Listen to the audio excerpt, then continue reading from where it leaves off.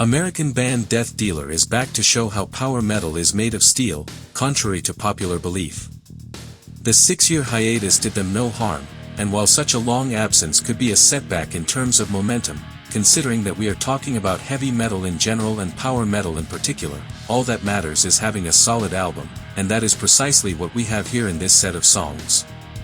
Powerful riffs, inspired solos, and a voice that makes us think that the American faction is in no way behind the European one. An excellent comeback.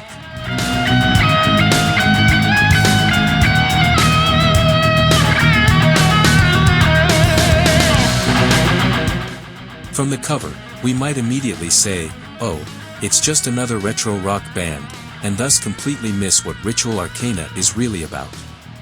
Yes, it's retro, but not in the way you might think. There's a ritualistic side to occult rock here, with the weight of heavy doom metal.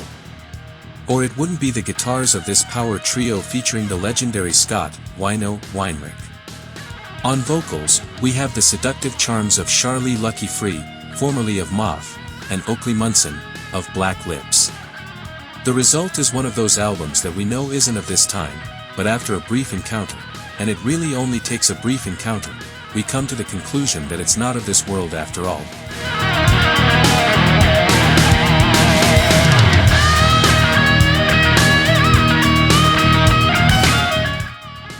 Second album by Japanese band Invictus, bringing us raw, old-school death metal with some noteworthy technical elements, particularly in the guitar solos, which sound very classic and old-school.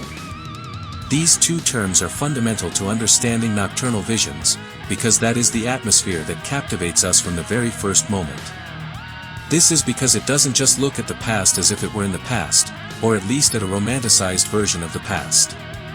What we have here is simply a look at the past, recognizing everything we have today as weapons to better glorify that past. Which is precisely what is achieved here with Mastery.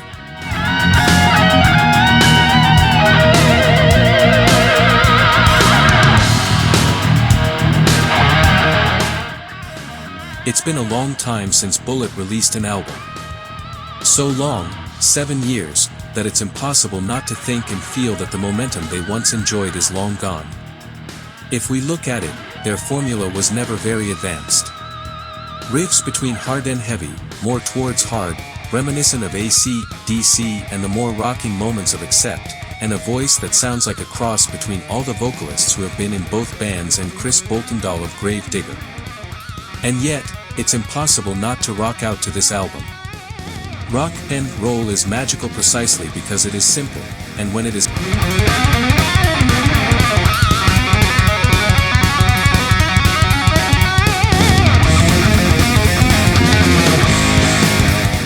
to say that Carrion Vael play melodic death metal could be a dangerous mistake given the brutality we find here.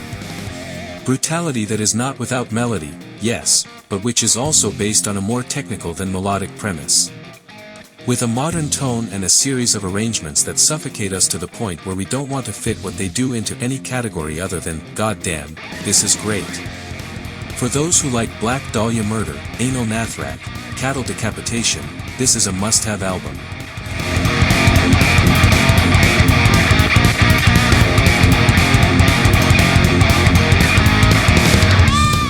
Course of Fate may not yet be a benchmark for European progressive metal. Fortunately, competition is fierce. However, the Norwegian band has been very consistent in what it does, and this third album of original songs, Behind the Eclipse, seems to us to be their best ever.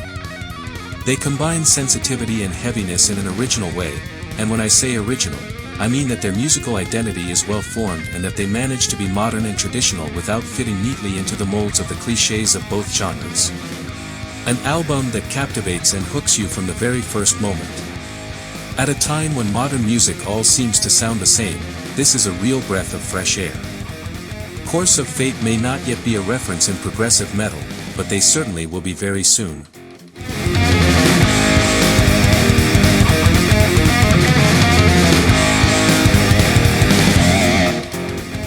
Fuath, the atmospheric black metal project led by Andy Marshall, better known for SM, is back. 5 years later. And for those who feared some change, given SAR's growing popularity, there is no reason for concern. Fuath continues with the same melancholic and abrasive impact it always had in creating long, one-dimensional, hypnotic sound tapestries it always created. An essay in metallic minimalism, which, if we analyze it closely, is not as minimalist as it seems at first listen, that continues to captivate us after several listenings. Atmospheric, epic, and melancholic, in a project that continues to deserve our attention in the best way possible.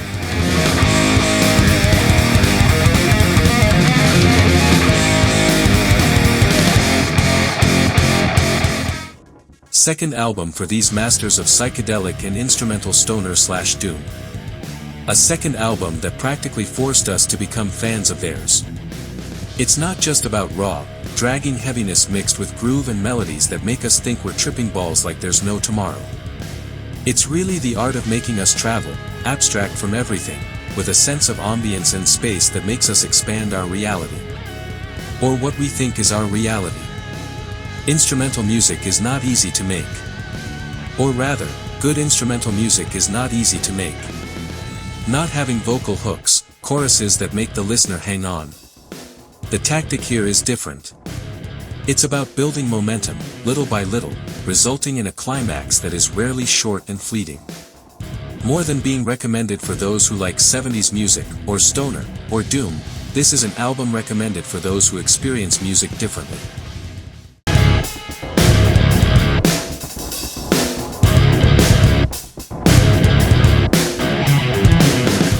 The quality of the music by Finnish band Marianas Rest is absurdly good. It's almost ridiculous that something this good exists. We realize that this perception or opinion we have will never be universal, because the style of music and genre they belong to, in this case melodic death doom metal, will never be universal either. However, within the requirements and commonplaces of this genre, what they offer us is not only memorable but borders on perfection. The weight and melancholy of extreme sensitivity and a set of songs that make listening to this album a must from start to finish. The press release says Marianas Rest don't just write songs, they create moods, haunting, immersive, and emotionally devastating, and although this is typical hyperbolized talk aimed at selling a product, it still hits the nail on the head in terms of what we find here. Essential listening and a guarantee that musically, 2026 is off to a great start.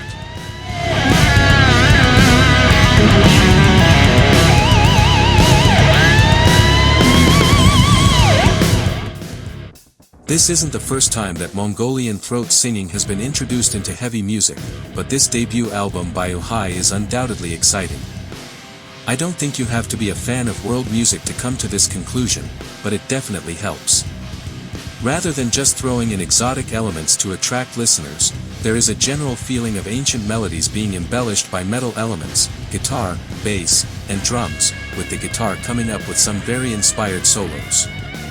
For those looking for that different sound, this is a must-have album for 2026.